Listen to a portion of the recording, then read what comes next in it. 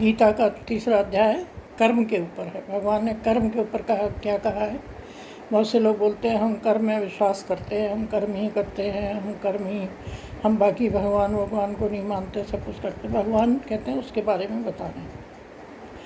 नियतम कुरु कर्मत्वम कर्म जायो ये कर्मणा शरीर यात्रा पीछते न प्रसिद्धि कर्मणा। भगवान कहते हैं नियतम कुरु कर्मत्व, तू शास्त्रवेद कर्तव्य कर्म कर, जो नियत है तेरे लिए वो कर्म। नियतम कुरु कर्मत्व कर्म ज्यायो ये कर्मण है, क्योंकि कर्म ज्यायो ये कर्मण, कर्तव्य कर्म कर, क्योंकि कर्म न करने की अपेक्षा कर्म करना श्रेष्ठ है।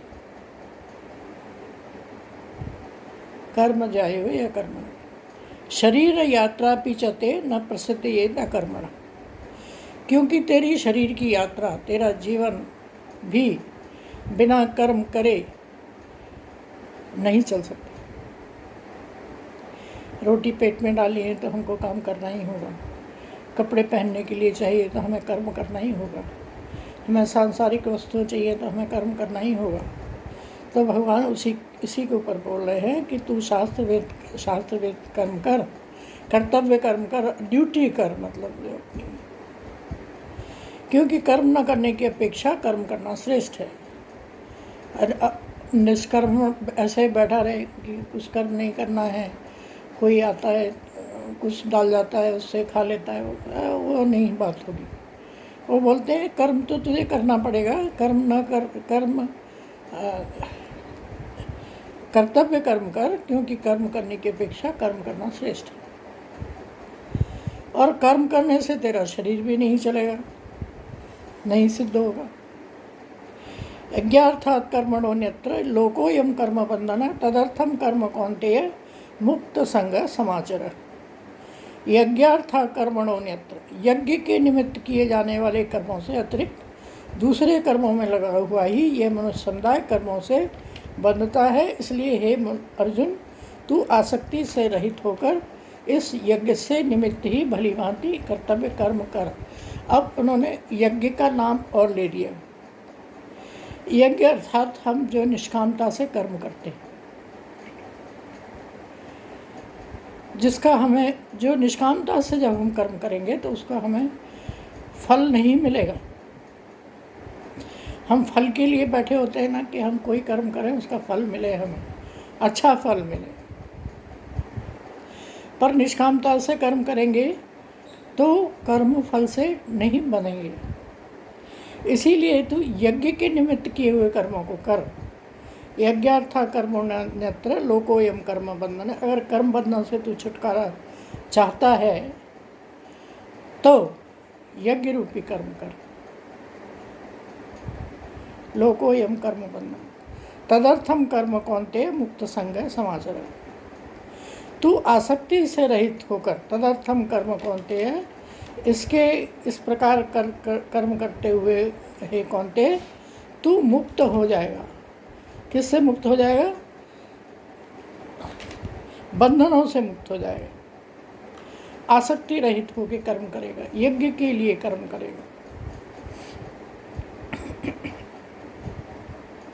सह यज्ञ प्रजा सष्टा प्रोवाच प्रजापति अनेन प्रस्वद्धम वो चुष्ट यो कामधुक। प्रजापति ब्रह्मा ने कल्प के आदि में यज्ञ सहित प्रजाओं को रचकर उनसे कहा कि तुम लोग इस यज्ञ के द्वारा वृद्धि को प्राप्त हो। भगवान ने जब आदि काल में जब सृष्टि रची थी, तो जो मनुष्य समुदाय को उत्पन्न किया था, तो उनको उत्पन्न करने के बाद उनको कहा कि तुम यज्ञ रूपी कर्म करो। इस यज्ञ के द्वारा वृद्धि को प्राप्त हो, और यह यज्ञ तुम लोगों को इच्छित भोग प्रदान करने वाला होगा। जैसा आप चाहोगे वैसा आपको भोग मिलेगा। ये जरूरी नहीं है कि हम जैसी इच्छा चाहें वैसा भोग मिले। भगवान जो देता है वो भी हमारी इच्छा के हिसाब से ही देता है। देवान् भावयतानेन देवा भावयन्तु ये परस्परम भावयन्त श्रेय परम वाप्स्यते। तो तुम लोग इस यज्ञ के द्वारा देवताओं को उन्नत करो, और वे देवता तुम लोगों को उन्नत करें। इस प्रकार निस्वार्थ भाव से एक दूसरे को उन्नत करते हुए तुम लोग परम कल्याण को प्राप्त होगे। अगर हम दूसरों को निष्कामता से हम कर्म कर रहे हैं और दूसरों को प्रसन्न कर रहे हैं तो हम देवताओं को उन्नत कर रहे हैं, और उस कर्म करने से हम निस्वार्थ भाव से जो कर्म कर रहे हैं उससे फिर हम कल्याण को प्राप्त हो जाएंगे। ये निस्वार्थ भाव है, दूसरे के लिए कर्म करना निस्वार्थ भाव है, यज्ञार्थ। इष्टान भोगान ही वो देवा दासन्ते यज्ञ भाविता तैदर्थान प्रदायभ्य यो भुंक्ते तेन एव स।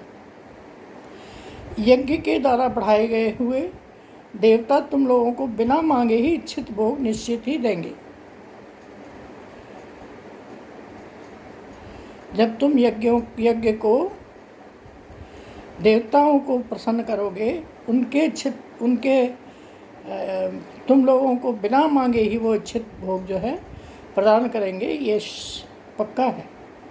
इस प्रकार उन देवताओं के द्वारा दिए हुए भोगों को जो पुरुष उनको बिना दिए स्वयं भोगता है वह चोर ही है। जो दूसरे लोग हैं, निष्कामता से हम दूसरे लोगों को कर्म कर रहे हैं, दूसरे लोगों को दे रहे हैं, कुछ उनको दे रहे हैं, उससे हमको भी भोग मिल रहा है। जब दूसरों को देंगे तो हमें भी मिलेगा। तो इस प्रकार से जब कर्म करोगे तो वो जो पुरुष उन बिना दिए स्वयं भोगता है वह चोर ही है।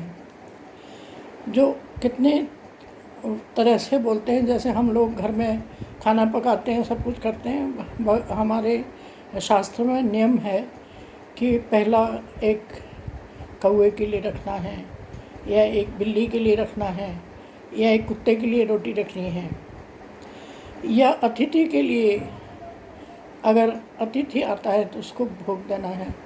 तो ये निष्कामता के काम हैं। हम सबको भोग देंगे तो भोग हमको भी मिलेंगे, और स्वयं भोगेंगे तो चोरी कहलाएंगे, हम किसी को नहीं देंगे। अगर हमारे पास इसीलिए उसमें कई जगह आता है कि आप 10% जो है शास्त्रों में आया, 10% आप दान करिए, आप दूसरे को दीजिए, आपको भी मिलेगा। आप अपना अपना सोच कर निस्वार्थ भाव से करिए काम, निस्वार्थ भाव से, अपना मत करिए। और जो अपने लिए करके अपने आप खाना पकाते खाते हैं वो तो चोर ही है। यज्ञ शिष्टासना संतो मुच्यन्ते सर्वकिल विषय भुंजते ते त्वम पापा ये पचन्त्यात्म कारणात्। यज्ञ से बचे हुए अन्न को खाने वाले श्रेष्ठ पुरुष सब पापों से मुक्त हो जाते हैं। निस्वार्थ भाव से जब हम सभी को, समाज के लिए भी हमें कुछ देना होता है, कुछ हमें कीट पशुओं को भी देना होता है, कुछ हमको अपने आगमन जो हमारे अतिथि आगमन करते हैं उनको भी देना होता है। तो ये सब करते हैं। तो ऐसे श्रेष्ठ पुरुष हैं जो जब यज्ञ से बचे हुए खाने को जब सबको लेकर के जो बचता है उसको खाते हैं वो, और जो पापी लोग अपना शरीर पोषण करने के लिए ही अन्न पकाते हैं वे तो पाप ही खाते हैं। मतलब जो सबको देते हैं, सबको बांट कर खाते हैं, तो वो तो पुण्य है, वो अच्छी बात है, निष्कामता है, वो अच्छा कर्म है। और जो अपना पका के अपने आप ही खाते हैं वो तो पाप ही खाते हैं। इसीलिए कष्ट ही कष्ट है दुनिया में। आज तो ऐसा हो गया है कि अपना पका के खाना नहीं, दूसरे का पका हुआ भी छीन कर खाना है। अन्नादि भवन्ति भूतानि पर्जन्यादन्न संभव यज्ञान् भवति पर्जन्य यज्ञ कर्म समुद्भवः कर्म ब्रह्मोद्भवं विद्धि ब्रह्माक्षर समुद्भवं तस्मात् सर्वगतं ब्रह्म नित्यम यज्ञ प्रतिष्ठितम्।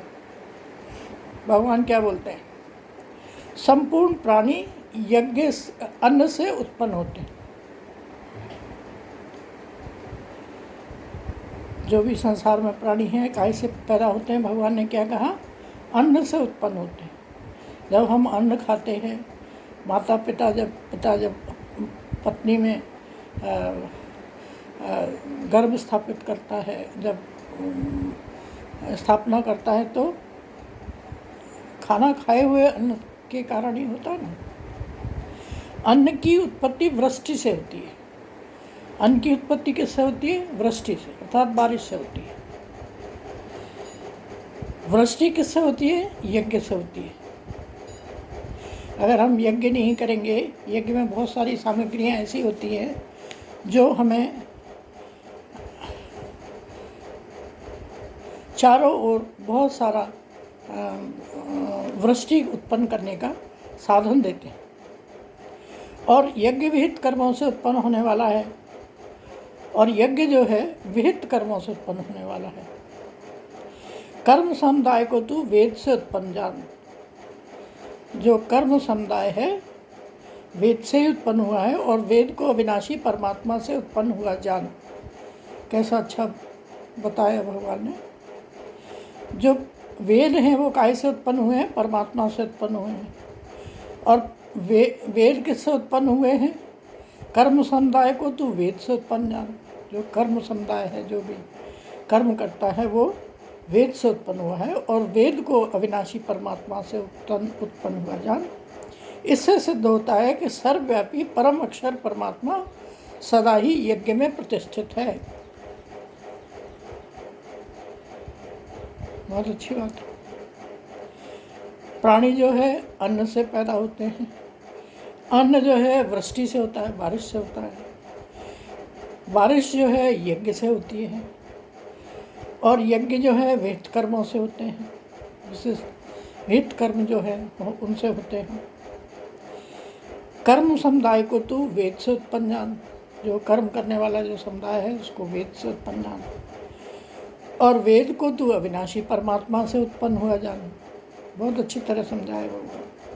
और परमात्मा किससे है? परमात्मा सदा ही यज्ञ में ही प्रतिष्ठित है। अर्थात इस चीज़ को बताने के लिए कह रहे हैं कि जो कोई काम करते हो, कर्म करते हो, उससे जो आपको चीज़ प्राप्त होती है, जो जैसे अन्न भोग, जो भी भोग भोगते हो, सबको बांट करके खाना जरूरी है।